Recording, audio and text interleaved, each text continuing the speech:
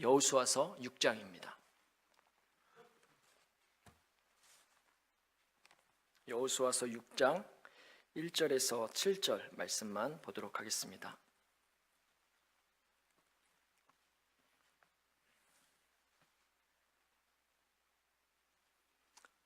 (1절에서) 7절 말씀을 제가 여러분을 대하여서 봉독해 드리겠습니다. 이스라엘 자손들로 말미암아 여리고는 굳게 닫혔고 출입하는 자가 없더라. 여호와께서 여호수아에게 이르시되 보라, 내가 여리고와 그 왕과 용사들을 내 손에 넘겨주었으니 너희 모든 군사는 그 성을 둘러 성 주위를 매일 한 번씩 돌되 엿새 동안을 그리하라. 제사장 7은 7 양각 나팔을 잡고 언약궤 앞에서 나아갈 것이요 7째 날에는 그 성을 7번 돌며 그 제사장들은 나팔을 불 것이며 제사장들이 양각 나팔을 길게 불어 그 나팔 소리가 너희에게 들릴 때에는 백성은 다 큰 소리로 외쳐 부를 것이라. 그리하면 그 성벽이 무너져 내리리니 백성은 각기 앞으로 올라갈지니라 하시매, 눈의 아들 여호수아가 제사장들을 불러 그들에게 이르되 너희는 언약궤를 메고 제사장 7은 양각 나팔 7을 잡고 여호와의 궤 앞에서 나아가라 하고, 또 백성에게 이르되 나아가서 그 성을 돌되 무장한 자들이 여호와의 궤 앞에서 나아갈지니라 하니라. 아멘. 오늘에서야 이제 여러분과 여리고 성을 나누게 됩니다. 저도 설레이고 떨리는 본문이었고 이걸 잘 전해드릴 수 있을까 하는 긴장이 좀 되는 날입니다. 좀 전에도 기도했듯이 주의 은혜가 우리 모두를 사로잡는 시간 되기를 구합니다. 제가 오늘 여리고성 설교한다고 했더니 아내가 그거 지난번에 하지 않았냐고 그러더라고요. 그래서 내가 고맙다고, 다 잊어줘서 고맙다고 그랬는데 여러분, 사실 여리고 성읍 자체만으로는 제가 여러분께 설교하지 않았거든요. 그러니까 5장에서 8장 그 전체적인 윤곽 속에서 그 글의 전개가 얼개가 어떻게 되는가를 같이 보았지, 사실 이 사건 하나를 오늘은 좀 살펴보고자 합니다. 이제서야 여러분과 제가 여리고를 나눌 수 있게 된 겁니다. 우선 다시 본 사건을 보기 이전에 정말로 여러분이 저와 여호수아라는 이 책을 잘 같이 이해하고 있는가, 잘 따라오고 계신가를 확인이 좀 필요합니다. 이 확인 후에 좀 더 큰 그림으로 본 뒤에 제게도 여리고성과 같았던 이 부분의 성경 주제가 담긴 그 설교를 하려고 합니다. 근데 조금 전에 우리 강 권사님 기도해 주실 때 기도문을 들어보니까 그 기도의 내용이 정말로 정확하게 잘 인지하고 계신 것 같아서 마음 한편에 참 감사함이 있었습니다. 자, 그럼 어쨌든 제가 원고는 준비했으니까 이거를 읽어보겠습니다. 가나안으로 들어간다는 것, 이스라엘에게 새로운 땅이 주어진다는 것, 이것을 잘 해석해야 한다고 누차 강조해 왔습니다. 아브라함 때부터 시작됐습니다. 그 사람이 돈을 주고 그 막벨라 굴을 산 것에서부터 시작해서 믿음으로 그 아브라함의 신앙 안에서, 믿음 안에서 부활이 있구나 하는 것을 인정했던 것이고, 그 신앙에 대한 상급으로 하나님께서는 굳이 온 땅이 다 상관이 없는 거였는데도 불구하고 굳이 그 땅, 그 팔레스타인 땅의 헤브론 땅 일대를 한 부분을 이스라엘에게, 아브라함의 후손들에게 하나님의 땅으로 계시해 주신 것입니다. 그래, 아브라함이 믿음으로 고백한 곳, 나와 영원히 죽지 않고 나와 함께 거할 그곳을 내가 그걸 인정해 주마 하시면서 우리 사람 편에 그 가나안 땅 일대를 그분이 다스리는 나라로 하나님께서 인정해 주신 것입니다. 그래서 이후에 우리 사람 편에서는 믿음에 따라 그 팔레스타인 땅 그 일대가 하나님의 나라였던 사람이 있었던 것이고, 그렇지 않은 수많은 군중도 역시 있었습니다. 요셉에게, 모세에게, 라합에게, 그리고 여호수아와 갈렙에게 이 땅은 분명 하나님의 나라였었습니다. 왜냐하면 그들은 그 땅에서 하나님을 왕으로 모시고 하나님의 주권을 인정하고 자원하는 마음으로 그분의 말씀에 순종하며 그분을 왕으로 모시고 살 것이었기 때문입니다. 물론 그들이 있었던 그 시대의 그 역사 속에 대다수의 사람들에게는 그냥 거기는 집 짓고 살게 될 터전 정도였던 것입니다. 그럼에도 하나님은 그 소수의 믿음의 선진들을 위해서 그 나라에 들어가는 방법을 이 책을 통해서 분명하게 계시해 주셨던 것입니다. 그게 바로 여호수아라는 한 책을 통해서 우리에게 가르쳐 주신 것인데, 그때에도 그 땅은 믿음으로 들어가는 땅이었고 아간을 통해 알려주신 바 불순종하는 자가 들어갈 수 없는 땅이었던 것이고, 이후에 보시면 아시겠지만 약속을 지키는 자가 들어가는 나라였음을 계시해 주셨고, 예수님을 인격적으로 보여주는 도피성을 통해서 그 나라가 사랑과 용서의 나라였음을 앞으로 보시게 될 것입니다. 그러니까 그 옛날 이스라엘이 헤브론 땅 일대 그 가나안 땅으로 들어갈 때에도, 하나님께서 그들을 들여보내실 때에도 지금 우리가 하나님 나라에 들어간다고 믿는 그것과 정말로 하나도 다르지 않은 것이었습니다. 믿는 자, 순종하는 자, 약속을 아는 자가 들어가는 것이었습니다. 저는 개인적으로 여호수아서를 알면 알수록 이것이 성경의 통일성이며 그분의 신실하신, 변하지 않는 일하시는 방법이라고 믿습니다. 아직 정리가 더 필요하긴 한데, 그렇게 되면 시간이 너무 지체되니까 오늘은 여기까지 하고 이제 여리고성을 보도록 하겠습니다. 오늘 본문이 6장 전체를 다 읽었어야 했는데 오늘 1절부터 7절까지만 읽었는데, 먼저 3절부터 6절을 먼저 봅시다.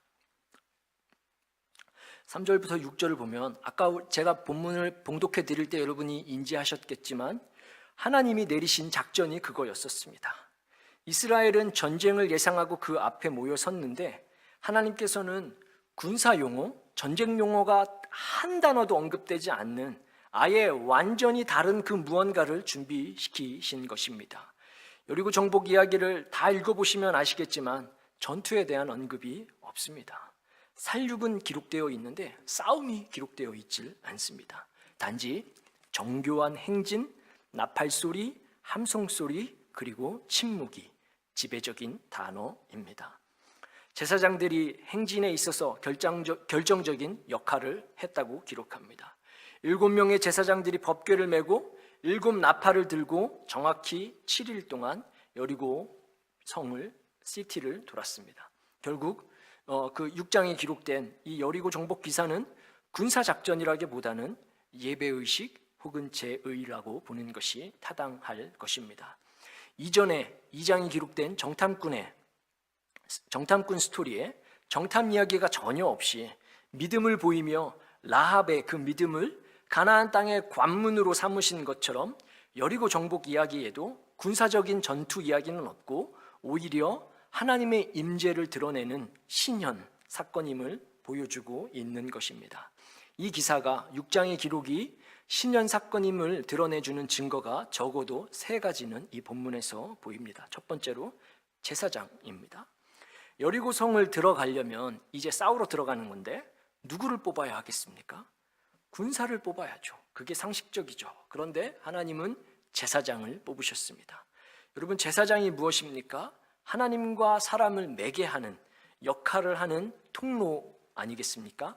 즉 구약의 사람들은 제사장을 통해서 하나님을 알았고 하나님의 뜻을 깨달으며 살았습니다. 하나님을 소개시켜주는 유일한 통로였던 것이죠. 보이지 않던 하나님을 생각나고 보여내는 사람, 그 제사장이 지금 그 제사장을 뽑을 것을 여리고 정복에 앞서서 제일 먼저 명령하신 것입니다. 그러니까 하나님이 간다는 것을 의미하는 것이죠. 두 번째 증거로 언약궤입니다. 7 제사장이 언약궤를 메고 가게 명령하십니다. 여러분, 그 언약궤, 그 나무상자, 궤짝을 무기로 쓰겠습니까? 방패로 쓰겠습니까? 무겁기만 한 그 나무상자를 전쟁에 도대체 어떻게 쓰시겠다는 것입니까? 전쟁이 아니라는 겁니다.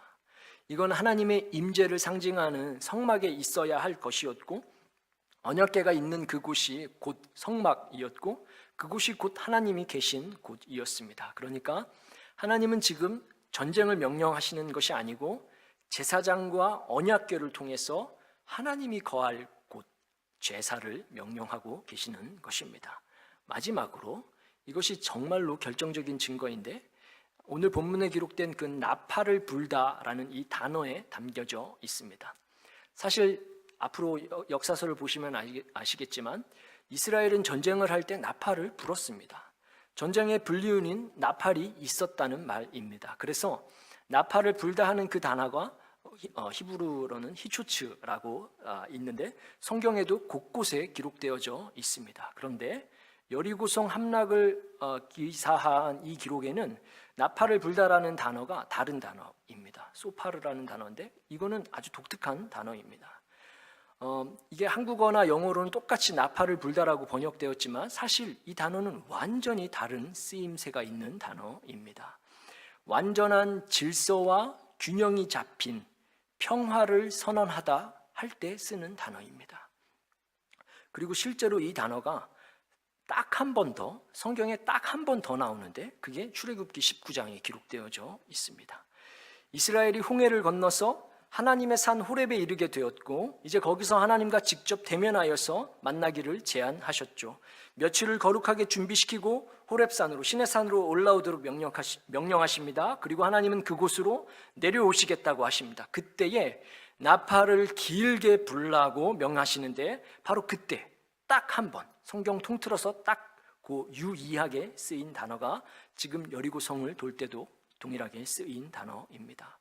그러니까 이 단어가 쓰였다는 것 자체가 하나님께서는 지금 이스라엘을 군대로 쓰시겠다는 것이 아니고 마치 의장대로 쓰시겠다는 겁니다.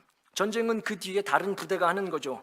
그 부대가 바로 하나님 자신인 것입니다. 즉 하나님이 나타나시는 신호로 긴 나팔이 불려진 것이고 여리고에서는 하나님이 나타나시는 그 순간 그 성이 무너진 것이었습니다. 그러니까 처음부터 여리고 기사는 여리고 함락의 원인이 전투가 아니고 하나님의 나타나심에 있음을, 그 신현에 있음을 강조하고 있는 겁니다. 전투가 아닙니다.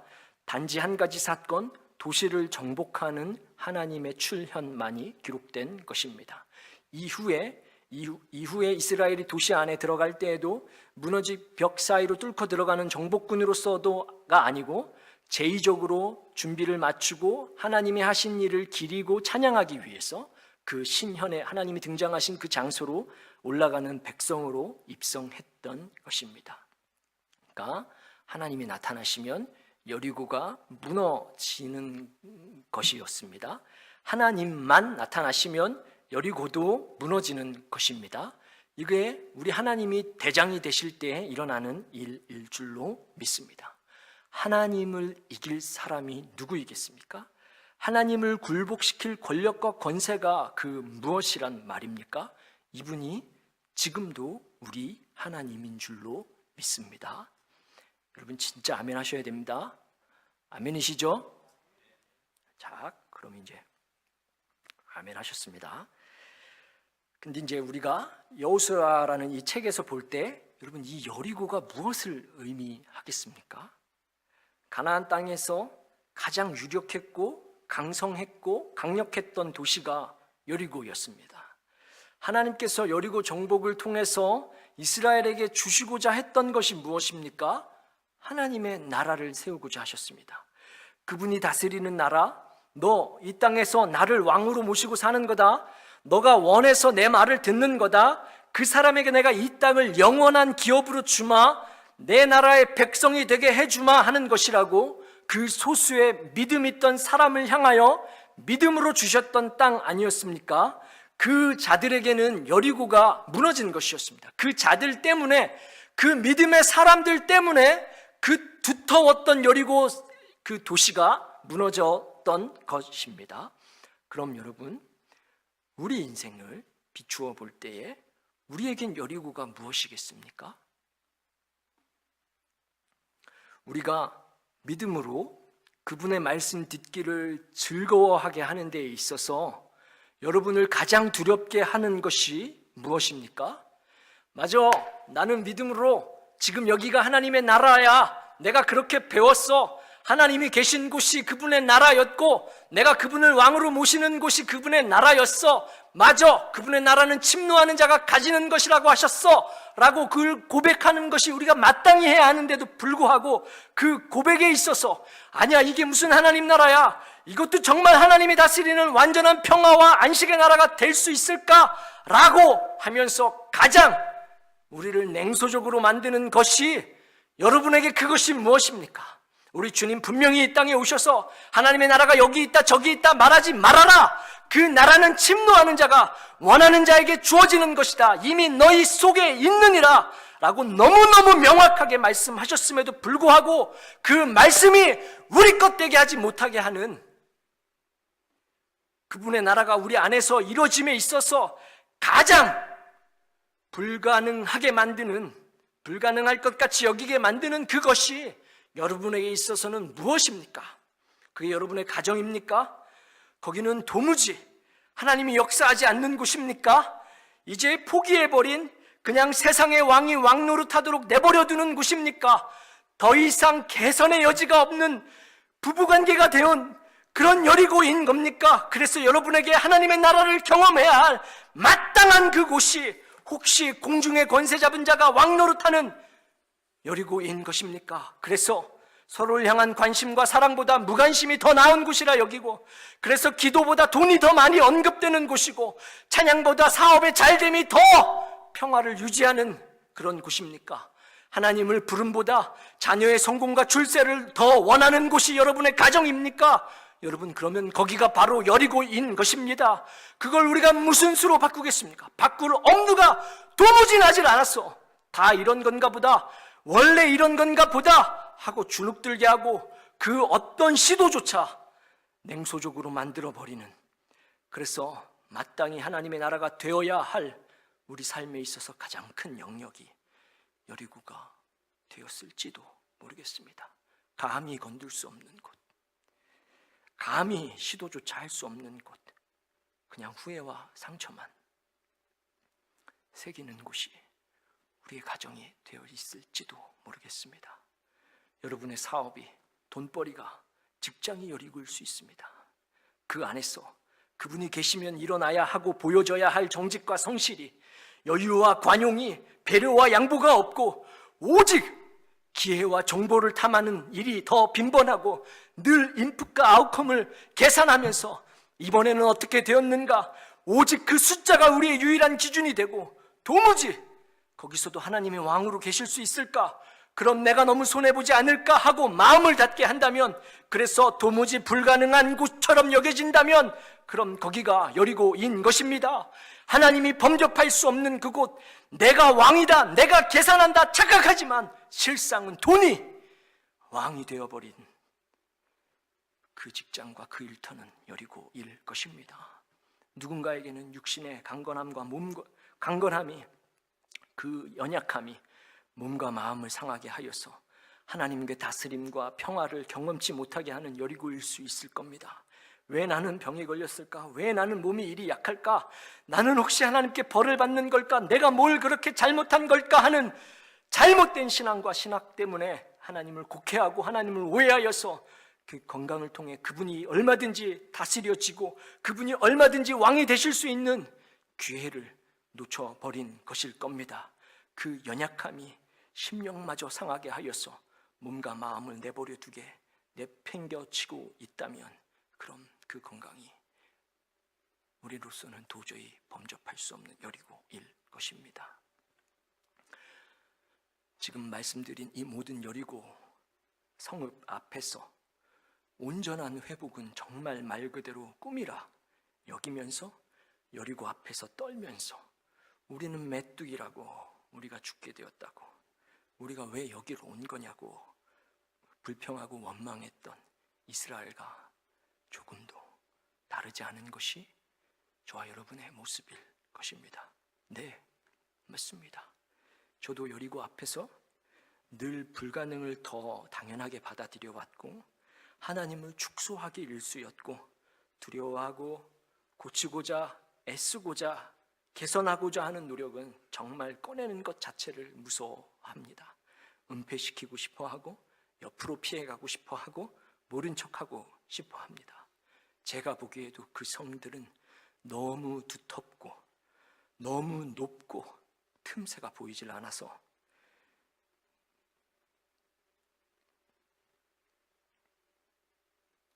그래서 설교하기가 이 본문을 설교하는 것이 너무 싫었습니다. 어려웠고 피해가고 싶었고 5장부터 8장 이렇게 전체적으로 봤는데 그냥 넘어갈까 하고 싶었습니다. 설교자인 저도 그분의 나라를 제 삶의 모든 영역에서 다 경험하지 못하고 있는데 이걸 무슨 수로 여러분에게 전달할 수 있겠습니까? 그러던 중에 이 본문을 다시 보게 한 제게는 정말로 빛과 같았던 한 줄기 말씀이 있었습니다. 그게 1절입니다. 우리 1절을 다시 한번 같이 읽어보겠습니다. 시작.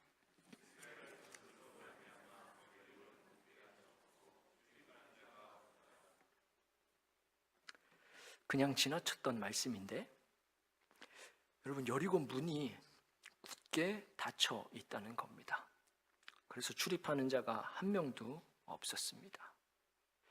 2장에 기록됐던 라합의 고백을 근거로 본다면 여러분, 여리고가 왜 닫혀 있었던 걸까요? 여리고가 이스라엘을 무서워했답니다. 정확히 말한다면 이스라엘은 그냥 거지 무리였으니까 무기도 변변치 않고 전투복도 없었고 그 어떤 조직도 다 허술했던 군중이었으니까 여리고가 무서워했던 것은 처음부터 이스라엘이 아니었고 이스라엘 뒤에 있었던 하나님이셨습니다. 정작 이스라엘은 하나님을 하나님답게 인지하지 못해서 여리고의 위용을 보면서 그 성읍의 두터움과 높음과 만듦새를 보고 그 군사들의 정예함과 정보력 앞에서 두려워했지만 성경은 우리에게 말해주기를 실상 여리고는 무서워서 떨었다는 것입니다. 영국 런던의 대형 박물관에 가면 세계 많은 유적들이 있습니다. 저는 실제로는 못 가봤습니다. 평소 관심 있던 고고학 책들이나 논문들을 토대로 공부한 겁니다. 진짜로 가보고 싶습니다. 거기 가면 심지어 니느웨 성읍 그 성문을 뜯어다가 갖다 놓았습니다. 성문이 문제겠습니까? 바벨론 신전을 그대로 뜯어다가 가져와서 보유하고 있는 말도 안 되는 박물관입니다. 그곳 3층 55간, 56간에 창세기 시대의 그 유물들이 있습니다. 대표적으로 여러분도 아는 것은 아마도 함무라비 법전 정도일 것입니다. 58간에 가면 여리고관이 있는데 여리고에서 나온 그 고고학적 자료들이 무수히 많은 곳입니다. 그곳의 기록과 유물들을 보면 여리고 성읍은 외벽과 내벽이 출토될 만큼 어마어마하게 실로 컸던 성읍이었습니다. 두터웠던 겁니다. 외벽이 있고 내벽이 있어서 이중으로 벽이 되어 있었고 그 벽과 벽 사이에 사람이 거주했었을 만큼 그 연결된 그 윗부분에 사람이 거주하고 있었을 만큼 거기에 이제 기생 라합이 살고 있었던 거죠. 그만큼 벽이 두터웠던 곳입니다. 심지어는 그 외벽을 지탱하는 또 다른 지지하는 그 벽이 있었음을 지지벽이 있었음이 발굴되었습니다. 그러니까 떠돌이 유랑민이었던 이스라엘 입장에서 자기 자신들을 볼 때 그 성 앞에서 생각해 보면 무기도 없이 이상한 상자 그리고 나팔 같지도 않던 양각 나풀 들고 돌았을 자기 자신들이 얼마나 스스로 볼품없이 여겨졌을지 상상이 되고는 합니다. 근데 흥미로운 것은 그 자료들을 분석한 그 여리고 고고학자들의 공통된 의견입니다. 이 성은 그들의 진술에 따르면 그 성은 공성전으로 무너지지 않았다라는 겁니다.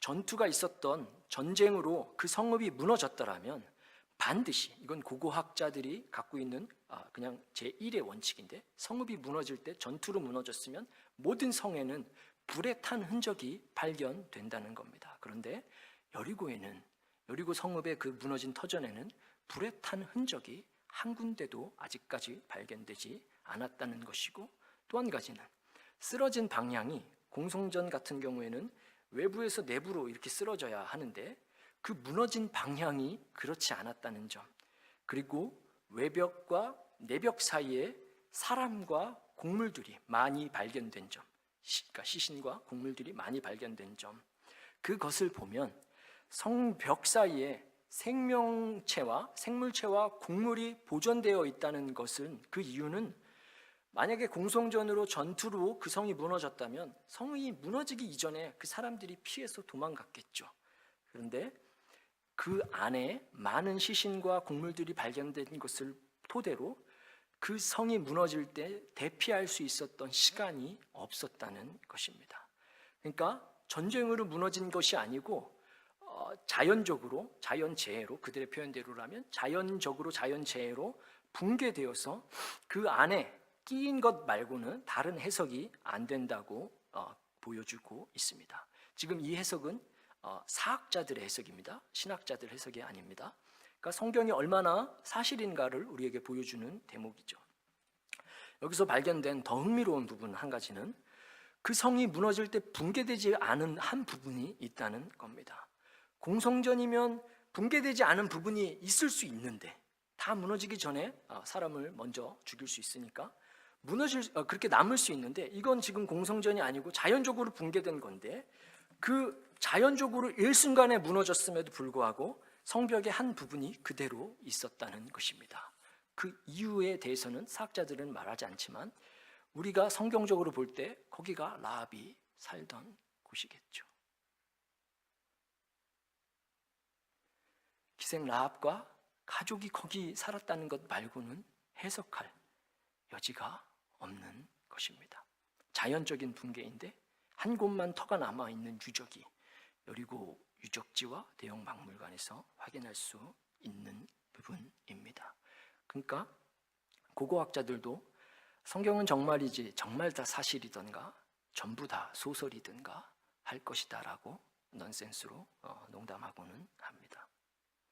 자, 우리는 여기서 신앙을 가지고 여호수아 2장 9절부터 11절에 기록된 그 라합의 말을 근거로 여리고 시민들이 가졌을 법한 생각을 한번 상상해 봅시다. 이스라엘을 향하여서 두려워했다고 고백했습니다. 저는 이것이 라합의 신앙을 돋보이게 만들고자 했던 그냥 수사학적인 묘사로만 생각해 왔었습니다. 그런데 공부하면서 한 가지 더 알게 된 사건이 있었습니다. 이스라엘이 애굽에서 나올 때 10가지 재앙을 보여주셨습니다. 여러분, 10가지 재앙의 그 핵심이 뭡니까?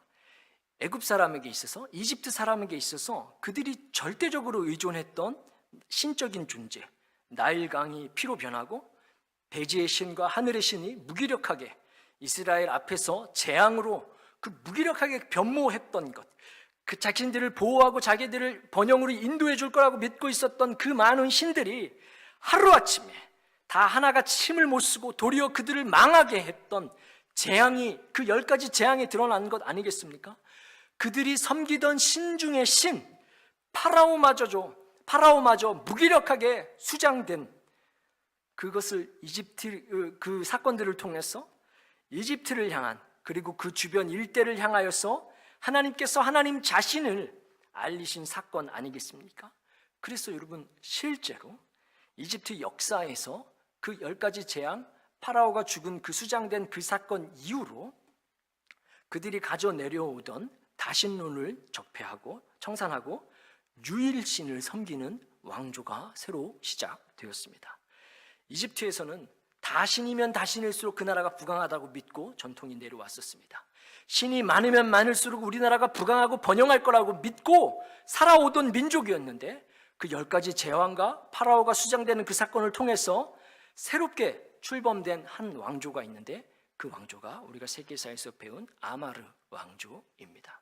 아마르 왕조는 그 다신론을 철폐하고 유일신을 섬기는 최초의, 이집트 역사 안에서 최초의 왕조가 시작되었는데, 제가 알기로는 3대인가 4대까지 그 왕이 있었습니다.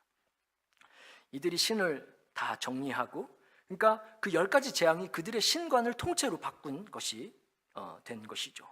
신을 다 정리하고 태양신을 유일하게 섬기기로 정책을 시행했습니다. 그러니까 하나님께서는 이집트에도 분명히 기회를 주셨던 것입니다. 이때 만약 그 왕조가 태양신 말고 하나님을 섬기겠노라고 그렇게 하기로 정책을 펼쳤더라면 이집트의 역사는 성경 안에서 분명히 많이 달라졌을 것입니다. 그럼에도 불구하고 여러분, 출애굽할 때 이집트 백성이 믿음이 있었던 사람들은 끼어서 같이 나왔음을 놓치시면 안 됩니다. 그러니까 하나님은 동일하게 기회를 주셨던 것입니다. 현재 카이로 이집트에 있는, 애굽에 있는 카이로 국립박물관에 보관 중인 그 아마르나 왕조 시대에 쓰여졌던 문서가 하나 있습니다. 그걸 아마르나 문서라고 하는데, 아마르나 왕조 시대에 여리고에서 애굽으로 보냈던 서신입니다. 이스라엘이 그 애굽을 무너뜨리고 홍해를 건너서 여리고로 진격해 오던 과정에 우리가 알고 있는 그 헤타이트 족속, 성경에는 헷족속이죠. 아모리 족속, 세계사에서는 아모르라고 불리우는 그 족속들을 차례로 무너뜨리면서 여리고로 진격해 오던 그때에 여리고에서 애굽으로 서신을, 이집트에게, 파라오에게 서신을 보낸 그 문서가 아마르나 문서인데, 그것이 해독이 되었고 그 내용을 발췌해서 읽어드리겠습니다. 하늘의 태양이신 나의 왕 파라오께서 우리를 보호하여 주소서. 하피루가 우리보다 강하니, 여러분, 이 하피루가 히브리 민족을 말하는 겁니다. 이 언어에서 히브루라는 단어가 나온 겁니다. 히브리라는 단어가. 하피루가 우리보다 강하니 왕께서 우리를 도우사 하피루로부터 벗어나서 우리를 멸하지 못하도록 하소서. 그들은 정착지도 없이 떠돌며 세력이 커져서 지금 우리의 생존을 위협하고 있습니다.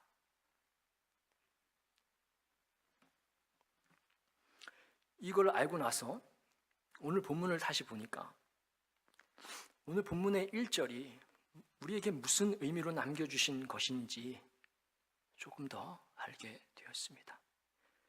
여러분, 이스라엘은 여리고를 떨었습니다. 여리고를 무서워했습니다. 그런데 사랑하는 여러분, 여리고도 심하게 떨고 있었습니다.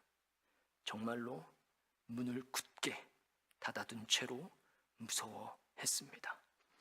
우리 눈에 우리가 메뚜기일지 몰라도, 그래서 우리로 하여금 하나님의 온전한 통치를 경험하지 못하도록 막는 우리의 가정, 우리의 자녀들, 우리의 직장과 사업, 그 여리고와 같은 것들도, 거기에 공중의 권세 잡은 자도, 속이고 속여서 사는 그 영역도 사실은 떨고 있는 것입니다.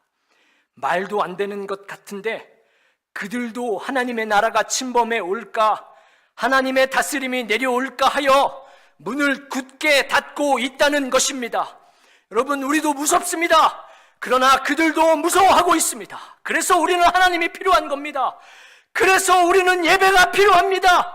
우리는 못합니다. 우리는 메뚜기일 겁니다. 그러나 언약궤가 상징했던 말씀이 먼저 가면, 나팔소리가 상징했던 하나님의 가득함이 먼저 가면, 우리로 하여금 하나님의 나라를 경험치 못하게 했던 그 모든 여리고가 무너질 것입니다.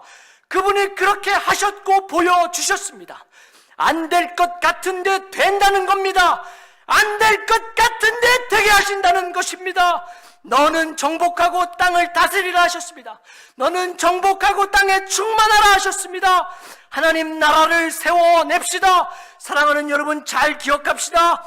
여리고가 왜 무너진 겁니까? 하나님께서 여리고를 왜 무너뜨려 주신 겁니까? 단지 이스라엘의 잘됨과 번영을 위해서였습니까? 아닙니다. 그분이 여리고성을 무너뜨릴 때에는 그분의 나라를 확정하고자 하는 그 마음이었습니다. 그분의 나라를 더 세우고자 하셨던 마음이었습니다.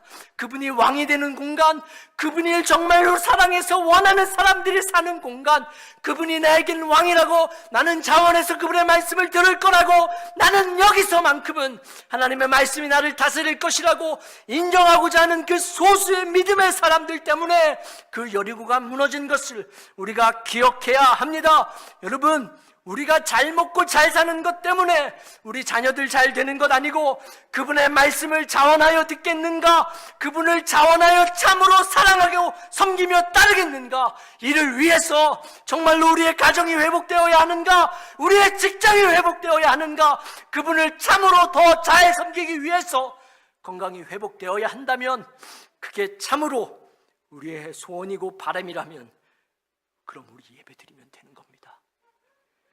그러면 성읍이 무너질 것입니다. 그분의 나라는 지금도 확장되어야 합니다. 그게 그분의 소원입니다. 우리 주님을 직접 죽이실 만큼의 열의가 있는 그분의 소원이 나로 하여금 하나님 나라 속에서 살게 하는 것이고, 나로 하여금 여리고 앞에서 벌벌 떨지 못하게 하는 것이며, 여리고는 없는 거라고, 여리고는 없는 거라고, 들어가 보라고, 거기서 예배 드려 보라고, 거기서 말씀 듣고 순종해 보라고, 우리에게 하나님을 하나님답게 보여내실 단지 떨고 있는 도구일 줄로 믿습니다. 같이 기도하면서, 같이 찬양하면서, 같이 예배하면서 안 될 것 같은 그 영역을 하나님 앞에 올려드리는 저와 여러분 되기를 구합니다. 같이 기도하시겠습니다.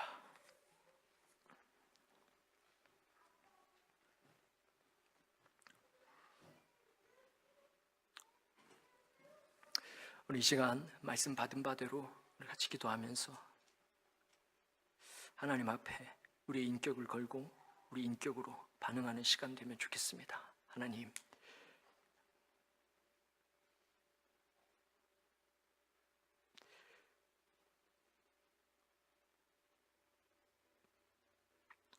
메뚜기같이 보이게 하는 그 모든 것들 앞에서,